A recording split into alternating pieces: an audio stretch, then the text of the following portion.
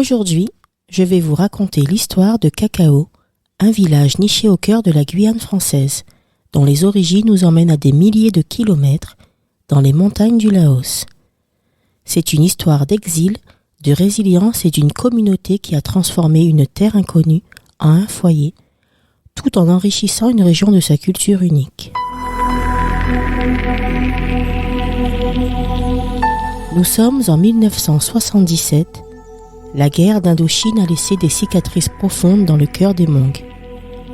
Ce peuple des montagnes qui avait choisi de se battre aux côtés des Français, avec la montée des régimes communistes au Laos et au Vietnam.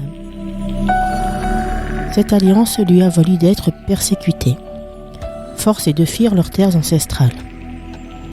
Ils étaient des centaines, traqués, épuisés, mais déterminés à survivre. C'est alors que la Guyane française, un territoire recouvert de forêts denses et baigné par des rivières puissantes, s'est offerte comme une terre de refuge. À leur arrivée, environ 500 Hmong se sont retrouvés dans un environnement bien différent de leur montagne natale.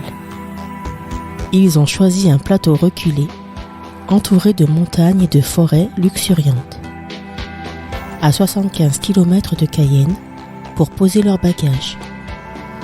Ce lieu devint le village de Cacao, du nom d'une plante locale.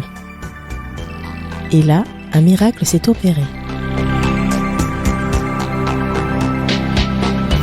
Les Hmong ont apporté avec eux un savoir-faire agricole ancestral. Ils ont transformé ces terres vierges en une région fertile, cultivant fruits et légumes avec une précision et une technique qui ont rapidement fait de Cacao un acteur majeur de la production maraîchère en Guyane.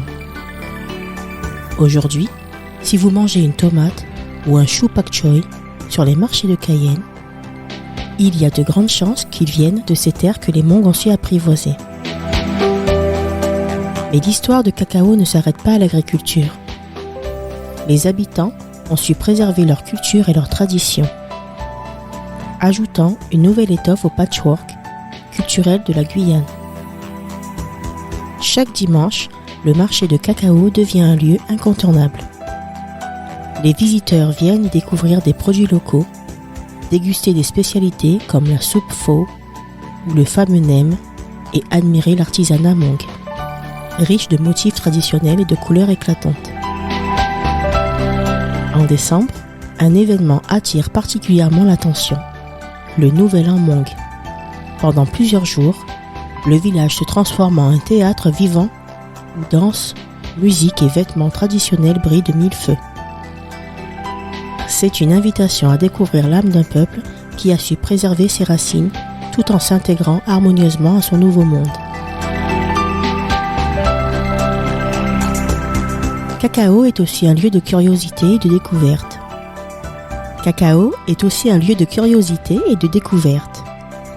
Le musée entomologique Le Planeur Bleu, fondé par un passionné, abrite une incroyable collection d'insectes tropicaux. Les visiteurs peuvent admirer des papillons aux couleurs irréelles, des scarabées majestueux et d'autres spécimens étonnants qui témoignent de la biodiversité de la région. Pour les amoureux de la nature, des excursions en pirogue sur la rivière Comté et des randonnées dans la forêt amazonienne offrent des expériences inoubliables. Ce village, bien que petit, joue un rôle crucial dans l'économie et la culture de la Guyane. Grâce à leur intégration exemplaire, les Hmong ont su prouver que l'exil, aussi douloureux soit-il, peut devenir une opportunité d'une renaissance. En travaillant la terre, en partageant leur culture et en accueillant le monde dans leur village, ils ont enrichi cette région d'une nouvelle énergie, d'un souffle venu d'ailleurs.